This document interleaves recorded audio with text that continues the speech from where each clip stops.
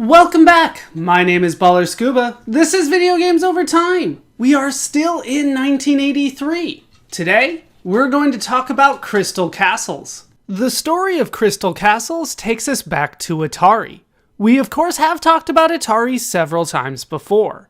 Atari has been responsible for many games and platforms, including Pong, Centipede, Tempest, Yar's Revenge, and the Atari 2600. We last talked about Atari in our video on the Star Wars arcade game. For Crystal Castles, Atari turned to several new names for us. Scott Fuller would design a new chip for use with a trackball controller, named the Leda chip. Franz Lanzinger and Sam Lee would program the game, while Barbara Singh, Susan McBride, and Dave Ralston would create the art for the game. Crystal Castles is a fast-paced maze game. The player plays as Bentley Bear. During production, the character was named Braveheart Bear, but due to objections from Native Americans, the name was changed. Bentley Bear's goal is to collect all the crystals in the castle displayed in what is known as a trimetric projection. Trimetric is a type of axonometric projection similar to an isometric projection. The first castle the game generates will show the initials of the player with the cabinet's highest score. The player will get an increasing amount of points for each gem as the player collects them. When all the gems have been collected, a small tune of the Nutcracker Suite will play and the player will go to the next castle. In total, there are 37 castles to explore, spread across 10 different levels. Should the player clear all 37 castles, the game will end. The game uses a trackball to control the player, who must quickly walk over the gems before the enemies. The enemies will also collect gems as the game is played. If Bentley Bear touches them, the player will lose a life. Bentley Bear can pick up a couple items in order to help defeat the enemies, gaining points in the process. There are also hidden warps to skip castles if Bentley Bear jumps in specific locations. There are also 2 Easter eggs in the game. If the player jumps at least 100 times in the southeast corner of the first castle, then clears the castle of the gems, the word Atari will appear on the second level. On level 5-4, if the player defeats the witch enemy, named Bertilda, then goes to where she was and jumps, the initials FXL will appear on the screen. Those are the initials of programmer Franz X. Lanzinger. Atari released Crystal Castles to arcades in North America on July 8, 1983. Atari would also release the game to Japanese arcades in 1983. That is the short backstory to Crystal Castles. With that now told, it's time to play the game for ourselves. And here we are in the game. This is Crystal Castles. We don't get much of a title screen here, but something will come up. There we go. Crystal Castles, copyright 1983, Atari. And there we can see Bentley Bear, and we can see the initials of the person with the highest score in the game. That would be FXL. That is Franz or Franz X. Lanzinger. As you can see, he's got 3 of the highest scores, and they're all the same. I'm not sure how he was able to pull that off. Anyway, we are going to get into the game. Now, we are going to go a little bit faster than they are, but hints. Magic hat makes you invincible. Wear it till you can kill Bertilda. Catch gem eaters when they are eating. Stay away from them when they are moving gem to gem. Take too much time and the swarm returns. Jump over trees to stun them. So we have a little bit of a hint in order to defeat the enemies. I'm going to try to just avoid the enemies as much as I can. There's not a lot that I can do to avoid it too much, though. All right, so we have circled around. Let's go ahead and drop our quarter in, and then we'll hit the jump button to actually start the game. There we go. Get the gems, Bentley Bear. We'll do what I can. As you can see, I go faster than the demo. But I did get a bonus for getting the last gem. Now we're on to the tree wave. Try to go a little, as fast as I can, but, oh, there is the swarm of bees. I can get the honey pot to get them to not come as much. Wait, I got the last gem! Apparently I still ran into the tree. Oh no, there's still 3 over here. You get bonuses for getting the last gem. Alright, on to the Doom's Dome. How did I miss this one? There we go. Yeah, without the trackball, it's a little bit more difficult to control, but, there. Well, he said I could get him while he was eating, so I did. Alright. Jump! Alright. Made it where I need to go. This should be where all of them are. There we go! Another bonus for getting the last gem. Yeah, as you get gems, the total that you get per gem keeps on increasing. Ouch. First one he said oh, second one he said ouch, just for the record. Alright, try to get as much as I can here. And we got bees. We got a whole lot of things going on here. Can I get up here? And I can't go back down until that comes back. The game doesn't like it if I take too long. Alright, get Bertilda there. Yeah, there are secret passages. Can I get... Nope. Alright, and now he is cussing because that is the last life we had. Alright, 28,000. That's good for 20th place. They do keep a lot of scores on this one. Usually it's just 10. This one does 35 for some reason. Alright, we're going to try to go again, see what I can do.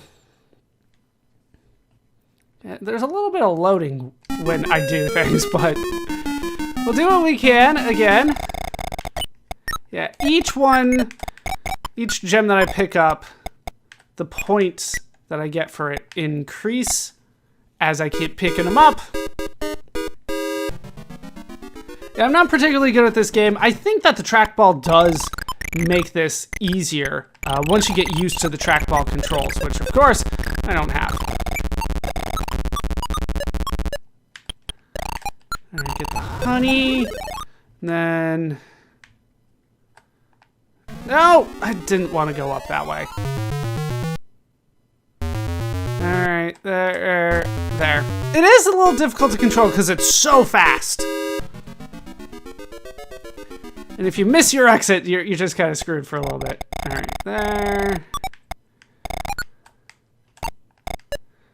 Okay, here's hoping that skeleton goes away. Alright, got you. Grab that. No, Bentley Bear! No, it didn't work out the way that I wanted. Alright, skeleton's just gonna hang out here, apparently. No, the bees! There was nothing I could do about that! No, I missed it. I'm doing so much worse. Get on the thing. Alright, we got him. Jeez. They didn't make that easy for me. Alright, now we're at Bertilda's castle. Just take care of her right off the bat. I don't believe she comes back. Okay, I need to get up here. They can get some of those gems. If I can beat this level and get the last gem, I can get the high score. And I'm gonna call that a victory. Can I get up those stairs? Thank you.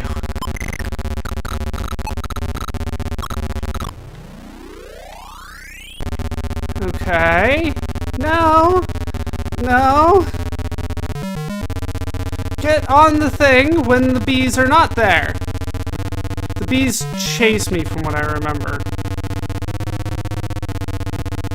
Yep. Now. Alright, we were close again.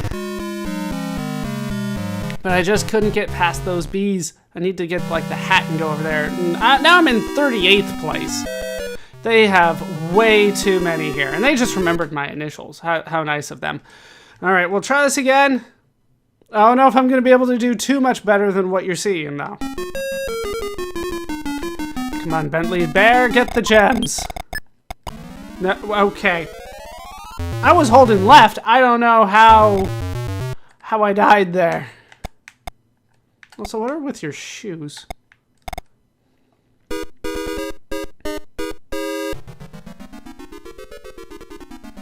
Alright, tree wave again.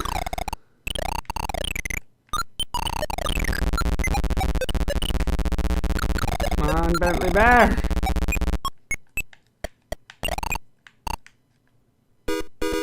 Alright, well, I got what I needed, I guess. Back to Doomsdome. I don't know what I was doing. I think I thought I could get the cap, but then I didn't actually go all the way to get it. The wizard's hat would have been very helpful there. Alright, Skeleton is off his little perch. Get on the... On... There. There we go.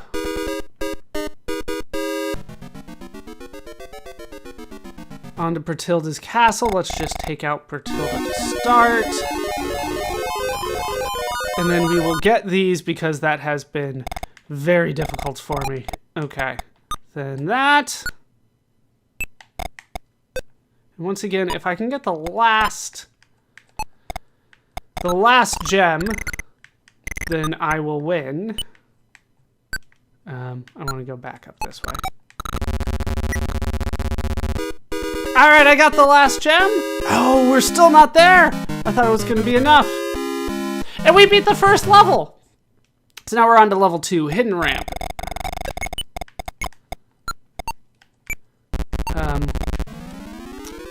Well, you know what? I got the high score. Didn't do too well. I was kind of hoping to get out of there. But you know what? We got the high score. So now, when I hit the button, it should show my initials there. That's what I really wanted to see. So that is the game played. It's not going to be too much different than that as you keep going. So that is the game now played, and with the game played, let's talk about how it holds up today. Playing the game today, I do have to say that the game is fun. This is a game that you can put a quarter in, just move Bentley Bear around and have a good time. It doesn't necessarily need a lot of prior knowledge or skill or practice in order to do fairly well at the game. I feel that I wasn't particularly good at the game, but I feel that has a lot to do with the controller that I have. I have a joystick instead of the trackball. The trackball will give you more control. So if you are able to find a trackball controller or the original cabinet, I would definitely check this game out. In terms of how it holds up today, it's a mixed bag, I would say. The gameplay is fun, don't get me wrong, but it feels dated. It feels like an older style of gameplay, and I think a lot of that has to do with the fact that it feels like Pac-Man. When I'm playing it, I'm just reminded of Pac-Man trying to pick up the dots. Eat the dots or pick up the gems. It kind of feels the same way. Try to get that power-up item, use that to get through the enemies. Of course, Bentley Bear has more ways of defeating his enemies than Pac-Man did his, but it still just kind of feels like an evolution of what Pac-Man kind of started, or at least Pac-Man made popular. So, the gameplay, I would say, hasn't necessarily aged all that well because it is an old-fashioned maze game. It might not look like that when you start, but as you start playing it, it definitely feels like a maze game. The graphics, I think, were the biggest improvement. The graphics are definitely more iconic in terms of, having a different perspective and pseudo 3D graphics. Like, it felt like the 3D. You could see where there were differences in height and depth and width and all that kind of stuff. You could perceive the 3 dimensions even though it was clearly still a 2-dimensional thing. And that is something that we haven't seen a lot of. We have seen some of that in games like Qbert comes to mind. But in terms of the graphics themselves and how well they've aged, I would say that they haven't aged particularly well. It still does look dated, but for the time, they were good. You could definitely make out Bentley Bear. You could see the witch and the trees and the bees and all that kind of stuff. They looked like they were supposed to look. And the graphics, I would say, were pretty good. They have a couple jingles playing throughout the game, and those are fun. So overall, how well does it play? It plays well, but I'm not sure how much time you would want to spend on it. I particularly am not one to try to get high scores or anything like that. And the fact that this game has a limited amount of levels, and once you get through all the levels, the game just stops. You don't loop around. Means that if you do want to try to get the high score, you have to do it in a small amount of time. And it's going to kind of limit how long you can play it, even if you have the highest skill on the planet. There's only a limited amount of time that you have to play this game. So replayability for this is lower, I would say, than a lot of the other arcade games that we have played. Once you get to a certain skill set, you're probably going to get bored with the game more quickly than you are other arcade titles of the time. So how does this game hold up overall? I would say that it is definitely worth checking out, playing for a little bit of time, seeing how quickly and how well you can control Bentley Bear. But overall, I wouldn't say that it's something that I would come back to or spend a lot of time on. And that's my modern take on the game. When the game was released, Crystal Castles proved to be relatively popular. Atari would manufacture over 5,000 cabinets. Programmer Franz Lanzinger estimated that the game would gross over $100 million in its lifetime. Crystal Castles would see several ports, including a port to Apple II computers in 1983, as well as several re-releases. The character of Bentley Bear would also be featured in a couple other games as well. With another success in Crystal Castles, Atari would continue to be a big name in the video game industry. We will continue to track the history of Atari as we continue. As for the creators of the game, not much is known for certain, and we will most likely not hear from them again. That will do it for the story of Crystal Castles for now. My name is ballerscuba. This has been Video Games Over Time. Thank you so much for watching, and I hope to see you in our next video when we go to work.